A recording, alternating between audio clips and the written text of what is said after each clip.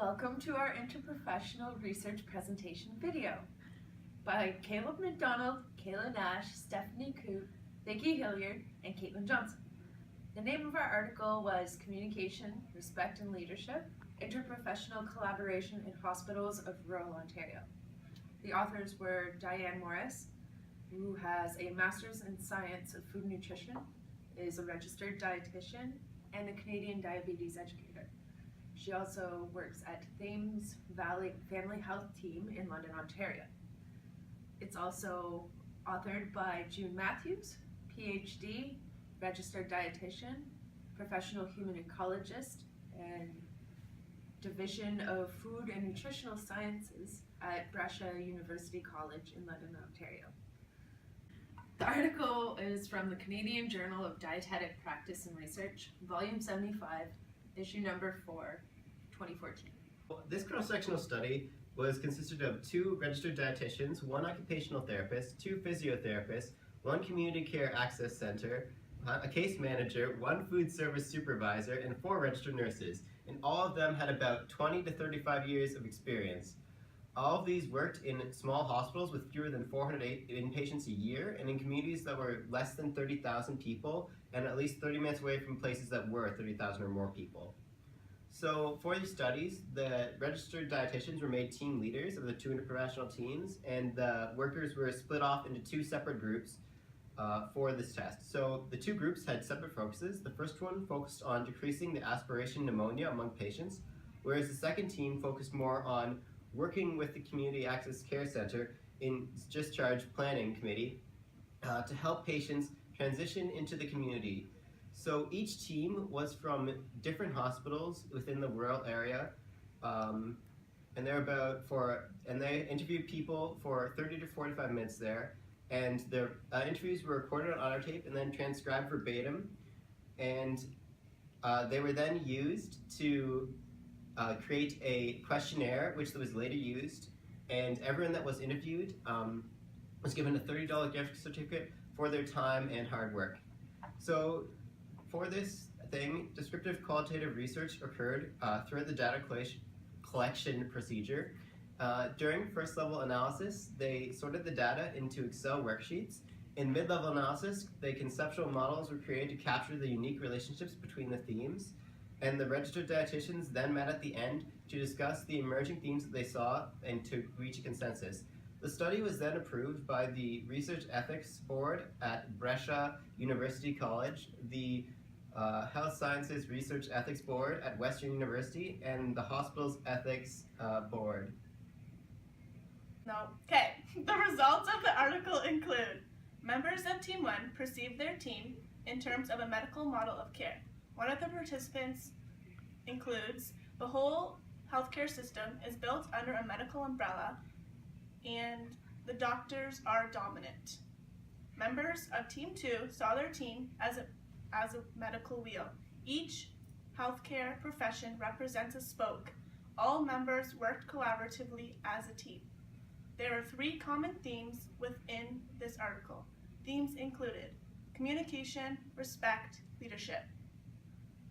Each team came up with benefits and challenges they had overcome within the team dynamics. Each team commented that interprofessional teamwork provides insight to professional growth and improved patient care within the community. There are more similarities than differences between the 2 communities. Benefits included a personalized work environment, long-term relationships, goal settings, being familiar with patients and their needs. Some of the challenges included working part-time, confidentiality, and tension between patient flow and accommodating the patient's needs. In this article, authors discussed what an ideal interprofessional team is. This is when the patient and the family are a central team. Team functions through multiple linkages and among a number of healthcare professionals in the process of interprofessional collaboration. Okay, in conclusion, many of the participants had little formal training working interprofessionally. However, the established professionals functioned well together. The study was quite narrow, leaving more to be learned.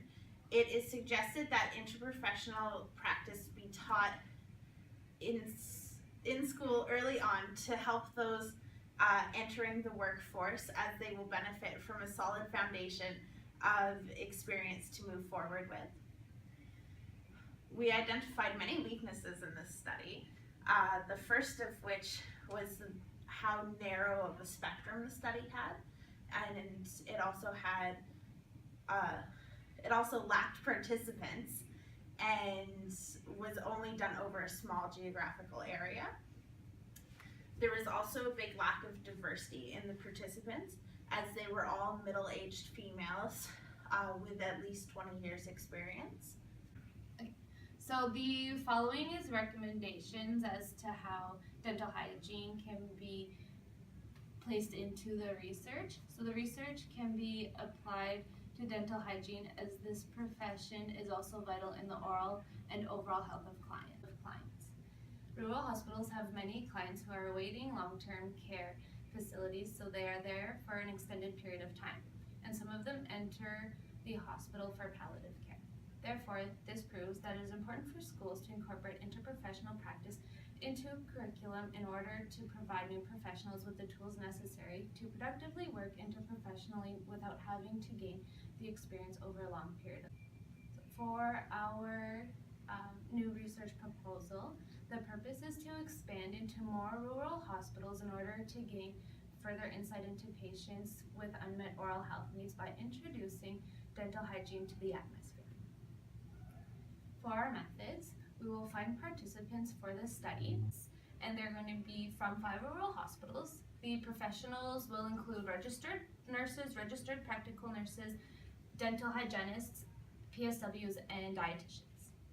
The professionals will range from 1 year experience to 35 years experience, and they will be male or female. Communities with a population of about 50,000 residents will also be included in the study, and the study will be a length of 6 months. A pre and post test will occur for oral hygiene assessment. A pre-survey and post-survey will also occur, and it'll be to survey all the professionals about interprofessional practice. The dental hygienists are going to develop a visual oral health assessment forms for the RNs and RPNs. Dental hygienists are to demonstrate visual oral health assessment. The dental hygienists are to train the RPNs for oral hygiene, and the RPNs will perform oral hygiene on clients. This includes brushing and flossing. The RNs will collect the data from rural hospitals, and the registered dietitians will develop individualized meal plans in collaboration with RNs and dental hygienists. The RNs, DHs, and RPNs and dietitians will collaborate on the findings of both the oral health assessment and on the surveys for the pre and post survey about interprofessional practice. In the post surveys to determine if collaboration with dental hygienists improves the oral health of the patients throughout